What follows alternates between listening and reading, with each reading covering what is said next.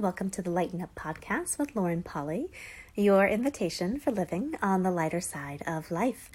I'm Lauren Polly, and I am delighted you've chosen to join me today for episode 161, Having Courage for What's Next. Today we're going to talk about getting your chutzpah in order, kind of like, tightening up your bootstraps and getting your backbone so you can march forward on your new path.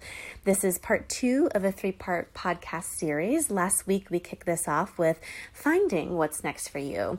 We played with that big kind of what's next question. That's the question that's going to be leading the content of these 3 podcasts and quite frankly, all the programs I have coming up and kind of just how I live my life. What is next? What is more?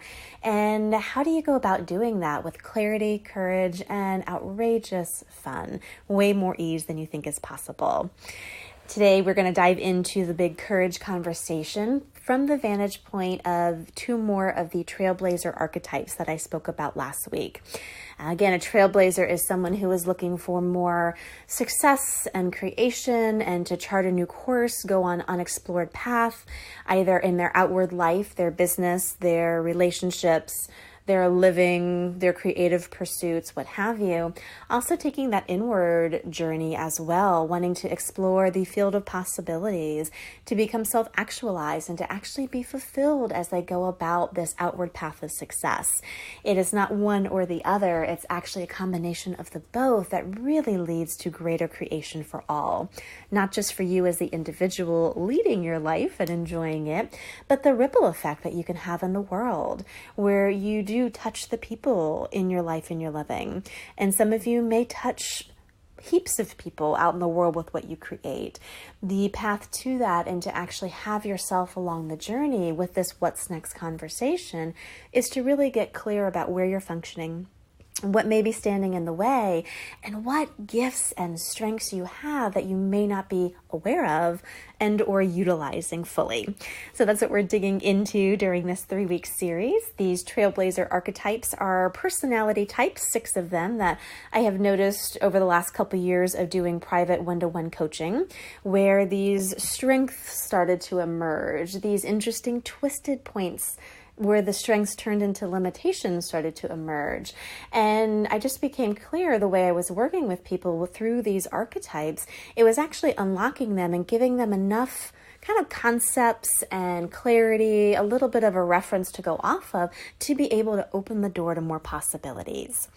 So last week we went over the reluctant hero and her superpower of caring, and the Wonder Woman who has the superpower of knowing, and how unfortunately the reluctant hero can turn into carrying other people and caring too much about what other people think to find her true path, and how Wonder Woman with her strong knowing can sometimes go into tunnel vision and only see that thing that she's decided is so, and in the process loses her fun and her creativity and her ability to wonder and wander a little bit. Today, we're going to go over these 2 delicious archetypes. The first one is the CEO. Now, the CEO has a superpower with innovation. She is able to take a myriad of skill sets and be able to whip them up in a brand new recipe for different projects, different creations, different relationships. She's kind of a jack of all trades where she can morph and she's really good with people. She can kind of give what's required at any given moment. She has the ability to innovate her living and how she is functioning in it constantly. Now, if you can think of someone who is an actual CEO or someone who's way up in the corporate life, they're actually quite good at this. They're good at towing the line. They're also really good at pulling in other strengths and capacities to be able to up-level their performance enough to create what's next in that framework really successfully. They're typically seen actually as successful by others, but deep down, they kind of have this thing where, I don't know if I'll ever be successful in my own eyes.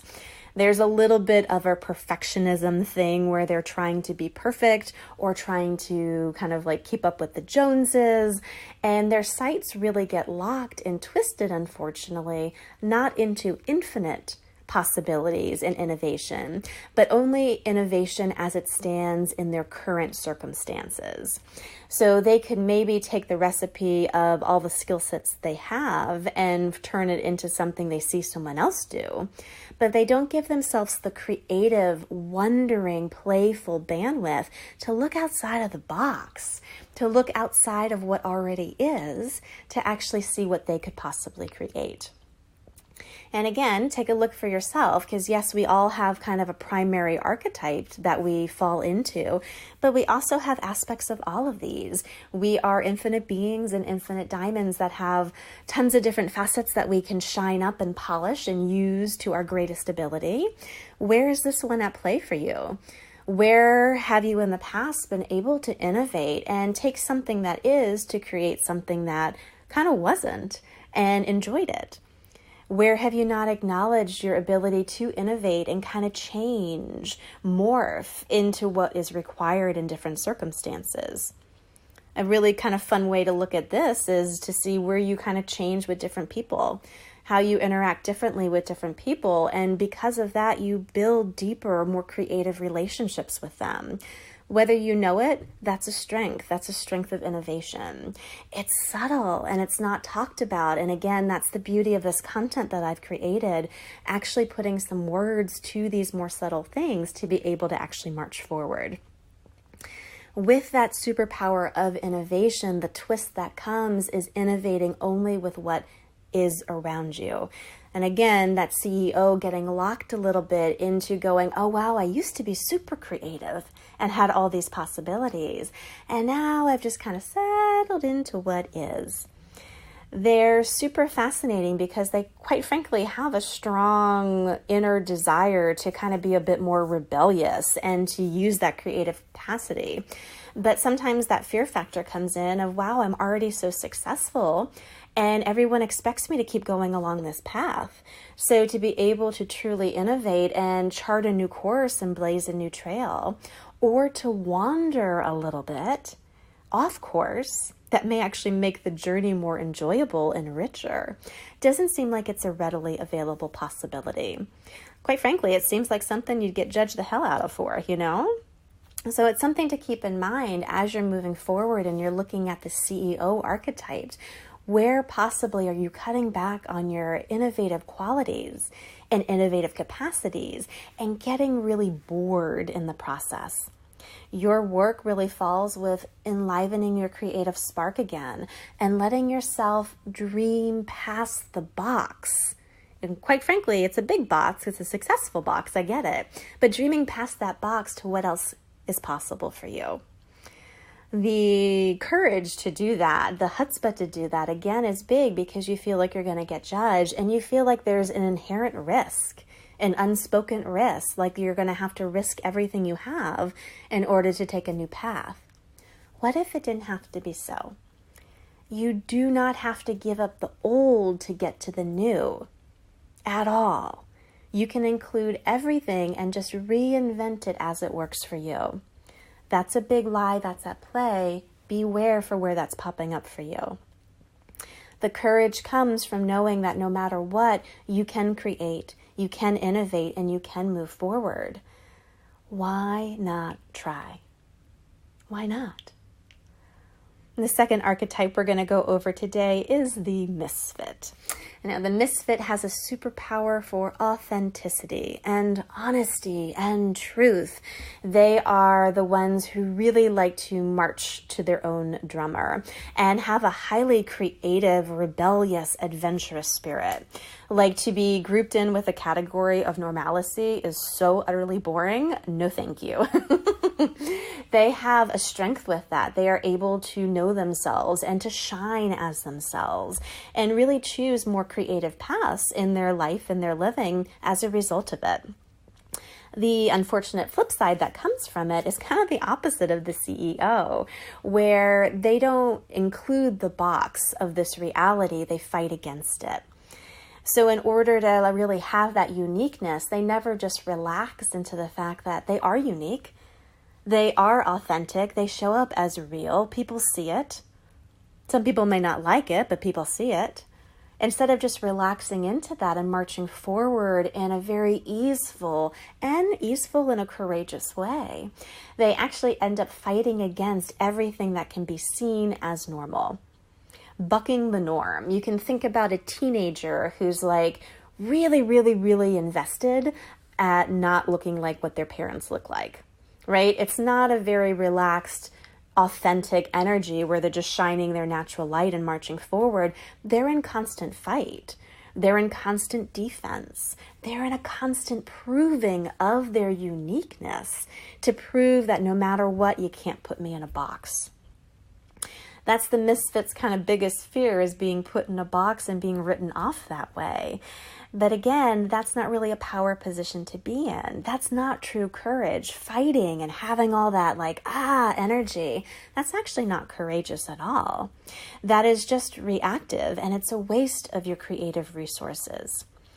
The courage for the misfit, and everybody has this at play, so I just invite you to look where you're doing this, but the courage that actually comes from being vulnerable enough to relax, to not fight, to not defend, to not try to prove anything, to just be yourself, and to actually allow yourself to make choices from that more relaxed, authentic space.